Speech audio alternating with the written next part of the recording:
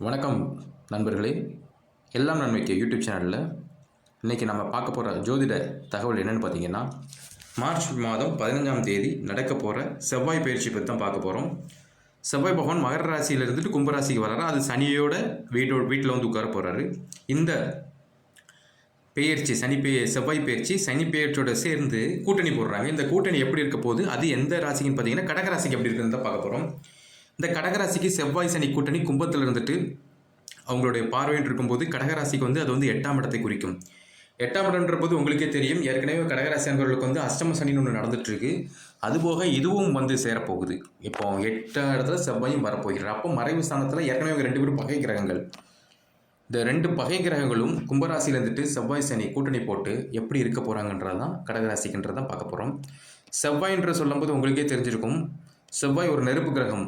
அவர் சனியோட சேர்ந்து சேர்க்கை வரும்போது கண்டிப்பாக ஒரு விதமான சில பாதகம் சம்பந்தமான விஷயங்கள் வருங்க. பிரச்சனைக்குரிய விஷயங்கள் அதிகமாக காட்டுது. உடல் ஆரோக்கியம் சம்பந்தமான பிரச்சனைகளையும் காட்டுது. ஏன்னா செவ்வாயின்ற பார்க்கும்போது ஒரு மனிதனுக்கு வந்து உடல் வலிமை, ரத்தம் சம்பந்தமான பிரச்சனைகள், அதிகார பதவி, அதை உடன் பிறந்தவர்கள், நிர்வாகத்திறன் போன்ற இந்த விஷயங்கள்லாம் வந்து செவ்வாயோட இதான் காட்டுது. அப்படின்னு இருக்கும்போது இந்த செவ்வாயோடைய அணுகுமுறைன்றது வந்து இந்த டைமில் எப்படி இருக்க போகுது கடகராசிக்குன்றதை தான் நம்ம இந்த இதில் பார்க்க போகிறோம். நீங்கள் ஒரு விஷயம் பார்த்தீங்கன்னா, செவ்வாய் ராசிக்கு கடகராசி அன்பர்களுக்கு வந்து ஏற்கனவே சனியும் 8ஆம் இடத்துல இருந்துட்டு ஒரு விதமான தாக்கத்தை கொடுத்துட்ருக்காரு. அப்போ இப்போ செவ்வாயும் அங்கே வரப்போகிறாரு. வந்துட்டு தனிப்பட்ட முறையில் செவ்வாயோட பார்வை 11ஆம் இடத்துல விழுங்க. அதாவது கடகத்துக்கு 11, 2, 3. அப்போ இந்த இடத்த வச்சு இதே சனி பகவானும் செவ்வாயும் கூட்டணி போட்டால் என்ன இருக்கும் அதையும் நம்ம பார்க்குறோம். ஃபர்ஸ்ட் சனி செவ்வாயோட கூட்டணியை பற்றி பேசிடுவோம். சனி செவ்வாய் கூட்டணி 8ஆம் இடத்துல இருக்கும்போது மறைவான ஸ்தானம் சொல்லுவாங்க. மறைவான ஸ்தானம் இருக்கும்போது அதிக எச்சரிக்கையோடு இருக்க வேண்டிய காலம் இது கடகராசி அன்பர்களுக்கு.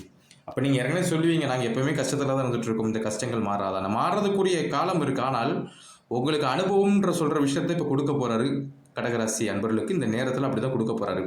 சில சிரமங்கள் கடந்து வருவீங்க, சில சிரமங்களை. அது மட்டும் கிடையாது, முக்கியமான விஷயம் உங்கள்கிட்ட கோபம் தாங்க. அந்த கோபம்ன்ற விஷயத்த நீங்கள் கட்டுப்படுத்துனா பல பிரச்சனைகள் இங்கே வந்து இருக்காது. இது உங்கள் குடும்பம்ன்ற வரும். குடும்பன்ற போது உங்களுக்கே தெரியும், உங்களுடைய குடும்பத்தில் அப்பா அம்மா சகோதரர்கள், உங்களோட மனைவி, இவங்களையும் குறிக்கும். அப்போது ஃபஸ்ட்டு நம்ம பார்க்குறது வந்து பார்த்தீங்கன்னா, செவ்வாய் 8ஆம் இடத்துல இருக்கும்போது இது பெண்களாக இருக்கும்போது மாங்கல்ய ஸ்தானத்தை குறிக்கும். தேவையில்லாத வாக்குகளை நீங்கள் பேசுனீங்க, கடகராசி பெண்கள் தேவையில்லாத விஷயங்களை நீங்கள் பேசுனீங்கன்னா கண்டிப்பாக கருத்து வேறுபாடுகள் வந்து சில பேருக்கு பிரிந்து இருக்கக்கூடிய ஒரு சந்தர்ப்பம் கூட வரதுக்கு வாய்ப்புகள் இருக்குது. அதனால ரொம்ப கவனமாக இருக்க வேண்டியிருக்கும். சின்ன சின்ன உடல் உபாதைகள் வந்துட்டு போகுங்க.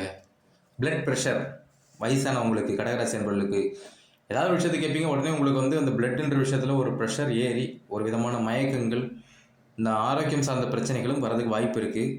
நீங்கள் அதுக்கான என்னென்ன தேவையோ அதுக்கான அந்த விஷயங்களை செய்யும்போது கண்டிப்பாக இதை எல்லாமே கட்டுக்குள்ளே கொண்டு வர முடியும். புரியுதுங்களா? கடகராசி அன்பர்களுக்கு வந்து இன்னொரு விஷயத்தை நான் சொல்லிக்கிறேன். நான் ஏற்கனவே சொல்லி, இந்த குடும்பத்தில் உள்ளவங்கள்ட்ட மேலே கோவப்படாதீங்க. சுற்றி இருக்கிறவங்ககிட்டையும் கோவம் வேண்டாம். நீங்கள் இந்த நேரம் கோவப்பட்டீங்கன்னா அந்த கோவம் எதிர்வினை உங்கள் மேலே உங்களுக்கு தாக்கம் அதிகமாக இருக்கும். எல்லாத்துலேயும் நிதானம் தேவைங்க. நிதானம்ன்ற விஷயம் தேவை. செவ்வாயோட பார்வை இப்போ சொல்ல வர செவ்வாயோட பார்வை சுக்கிரன் மீது விழுறனால என்னதான் கடகராசிக்கு அஷ்டமசம் நடந்தாலுமே உங்களுக்குன்னு ஒருத்தங்க இருப்பாங்க. அது நட்பாக இருக்கட்டும், காதலாக இருக்கட்டும், அவங்க மூலமாக உங்களுக்கு வந்து ஒரு நல்ல இது இருக்க தான் செய்யும். தனிமையாக இருக்கட்டும், தனிமையில் இருந்துட்டு நீங்கள் இருக்கும்போது அவங்கள்ட்ட போய் நீங்கள் உங்களுடைய மனசை ஆறுதல் படுத்திக்குள்ள ஒரு நபர் உங்களை சுற்றி வந்துட்டு இருக்காங்க.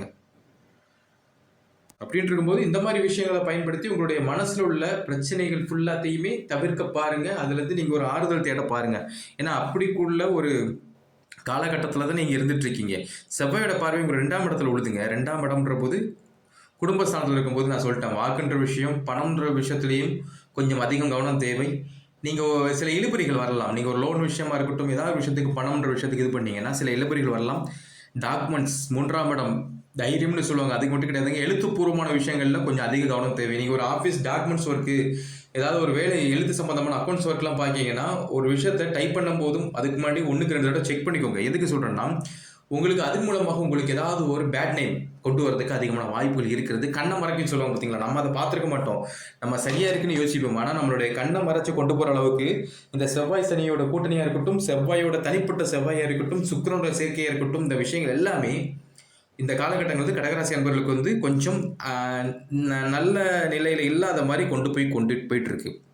அப்படின்ட்டு இருக்கும்போது நம்ம எல்லா விஷயத்துலையுமே 1க்கு 2 தடவை ஆராய்ந்து சரி இது நம்மளுக்கு கரெக்டாக இருக்கும்ன்ற விஷயத்தை நீங்கள் கொண்டு போய் செஞ்சீங்கன்னா கண்டிப்பாக இந்த காலகட்டங்கள் வந்து உங்களுக்கு வந்து சாதகமான ஒரு சூழ்நிலையை தான் கொண்டு வரப்போகுது. இன்னொரு விஷயம் பார்த்தீங்கன்னா, நான் ஏற்கனவே சொல்லியிருந்தேன், செவ்வாயோட பார்வை 8ஆம் பார்வை வந்து கரெக்டாக உங்களுடைய 3ஆம் இடத்துல விழுது. அப்போ அந்த 3ஆம் இடம் இருக்கும்போது நான் சொன்னேன்னா தான் உங்களுடைய சகோதரர் இருப்பார்ல, சகோதர சகோதரிகள் இளையவங்க யங்ஸ்டர்ஸ் அவங்கக்கிட்ட நீங்கள் வந்து ரொம்ப ஒரு டச் வச்சுக்க வேண்டாம். அவங்க என்னன்ற மட்டும் வச்சுக்கோங்க. நீங்கள் ரொம்ப பேசிட்டு அவங்கள்ட்ட நீங்கள் இது பண்ணிட்டு இருந்தீங்கன்னா அது உங்களுக்கு ஒரு விதமான ஒரு சிக்கலை கொடுக்கும். நான் இன்னொன்று சொல்கிறேன், உங்களுக்கு மனசு சரியில்லையா அப்படியே ட்ராவல் போங்க, எங்கேயாவது போங்க. நீங்கள் இப்போ ஒரு எக்ஸாம்பிள் நீங்கள் போங்க, நீங்கள் இருக்கிற இடத்துல ஏதாவது ஒரு பார்க் இருக்குது இல்லை பீச் இருக்குது, எங்கேயாவது போய் கொஞ்ச நேரம் ஒரு நாளைக்கு ஒரு அரை மணி நேரம் அங்கே போய் உட்காந்துட்டு வாங்க. நீங்கள் வந்து ஓப்பன் ஸ்பேஸில் இருக்கணுங்க, அதான் நான் சொல்ல வரேன். நீங்கள் ஒரு அது வீட்டில் இருக்கிறோடைய ஆஃபீஸில் இருக்கிறோடைய நீங்கள் ஒரு அரை மணி நேரம் வெளியே இருந்து உங்களை சுற்றி எதுவுமே இல்லாமல் செல்ஃபோன் எதுவும் பார்க்காம தனிமையில் நீங்கள் இருந்து உங்கள் மனசை ஒரு நிலைப்படுத்தினீங்கன்னா அதுக்கு தியானம் பண்ண சொல்லுவோம். உங்களை தியானம்லாம் பண்ண சொல்லலை, சும்மா அப்படி பார்த்துட்டு அங்கே நடக்கிற விஷயங்கள் நீங்கள் பார்த்துட்டே இருந்தாலுமே அதே உங்களுக்கான ஒரு சிறந்த பரிகாரம் தான். நிறைய விஷயங்கள் மனசில் அதாவது இப்போ வந்து உங்களுக்கு வந்து மன ரீதியாக ஒரு பாதிப்பு தான் இருக்குது. ஏன்னா கடகராசி என்பவர்களுக்கு வந்து எல்லா விஷயத்துக்கும் பயந்துட்டு இருக்கீங்க. ஏன்னா உங்களை சுற்றி இருக்கிறவங்களா இருக்கட்டும், நீங்கள் பார்க்குற விஷயமா இருக்கட்டும், எல்லா விஷயங்களுமே உங்களை பயம் காட்டிகிட்டு இருக்கு. பயம் காட்டுற போது உங்களுக்கு அந்த பயம் உங்கள் உள்ளுக்குள்ளே வந்துட்டு அந்த உள்ளுக்குள்ள பயத்தை நீங்கள் போக்குறதுக்கு ஒரே வழி வந்து நீங்கள் இந்த இயற்கையோட இயற்கையாக மாறணும். அப்படின்னு இருக்கும்போது எதை செல்லில் எதுவும் பார்க்காம நீங்கள் வந்து இந்த இயற்கையை பார்த்து ரசிங்க. ஓப்பன் ஸ்பேஸில் வருங்க, உட்காருங்க. அது இரவு நேரத்தில் ரொம்ப சிறப்பு.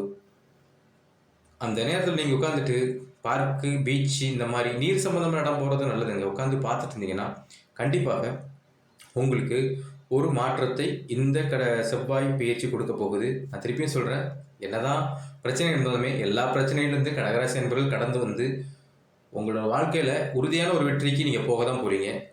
அதனால் எதை பற்றியும் கவலைப்படாதீங்க. உங்களுக்கான பரிகாரத்தையும் நான் சொல்லிடுறேன். கடகராசி என்பவர்களுக்கு வந்து என்ன பரிகாரம் செய்யலாம் அப்படின்னு சொல்லும்போது நான் ஒன்றையும் சொல்லிக்கிறேங்க. நீங்கள் இருக்கிற பிளேஸில் சிவன் கோயில் இருக்கும். கடகராசி என்பவர்கள் சிவன் கோயில் போங்க. சிவன் கோயில் போயிட்டு அங்கே இவர் இருப்பார், கால பைரவர் இருப்பாருங்க. ஏன்னா செவ்வாய் சனி 2 ராஜகிரகங்கள் சேர்க்கப்பட்டு வந்திருக்கனால கால பைரவர் பாருங்க. கால பைரவர் பற்றி இது செவ்வாய்க்கிழமை பண்ணும். இது ஒரு 3 செவ்வாய்க்கிழமை, அதான் கணக்கு. 45 நாள் போது 3 உள்ள அடங்கிடும். இந்த 3 செவ்வாய்க்கிழமை நீங்கள் போயிட்டு அவருக்கு வந்து தீபம் ஏற்றலாம். ஒரு விளக்கு ஏற்றிட்டு, எனக்கு அஷ்டம சனிவர் நடந்துட்டு இருக்கு, அதோட சேர்ந்து செவ்வாயும் வந்திருக்காரு, எந்த இது கூட சொல்லும் போது நவகிரகங்களுடைய தலைவர் காலபைரவர் உங்களுடைய பிரச்சனைகள் எல்லாத்தையுமே சரி பண்ணி விடுவார். உங்களுக்கு எதிரான விஷயத்தையும் உங்கள்கிட்ட வந்து தள்ளி வைப்பார். இதான் நடக்க போது. அதனால் அந்த செவ்வாய் பயிற்சின்றது கடகராசி என்பவர்களுக்கு நான் சொன்ன மாதிரி காலபைரவர் வணங்கும் போது காலபைரவரோட ஆசீர்வாதத்தில் உங்களுக்கு எல்லாமே நல்லபடியாக நடக்கும்ன்றது இந்த வீடியோவில் நான் சொல்லிக்கிறேன். இந்த வீடியோ கண்டிப்பாக உங்களுக்கு பிடிக்கும்னு நினைக்கிறேன். இந்த வீடியோ உங்களுக்கு பிடிச்சிருந்தேன்னா லைக் பண்ணுங்கள், ஷேர் பண்ணுங்கள். எல்லாம் நன்மைக்கு யூடியூப் சேனலில் சப்ஸ்கிரைப் பண்ணுங்கள், சப்போர்ட் பண்ணுங்கள். இனி இதே மாதிரி அடுத்தடுத்த வீடியோக்கள் வந்துட்டு இருக்க போது அந்த வீடியோக்களை பார்த்து இது பண்ணுங்கள். கண்டிப்பாக நீங்கள் சப்போர்ட் பண்ணுங்கள். சரிங்களா? நன்றி, வணக்கம்.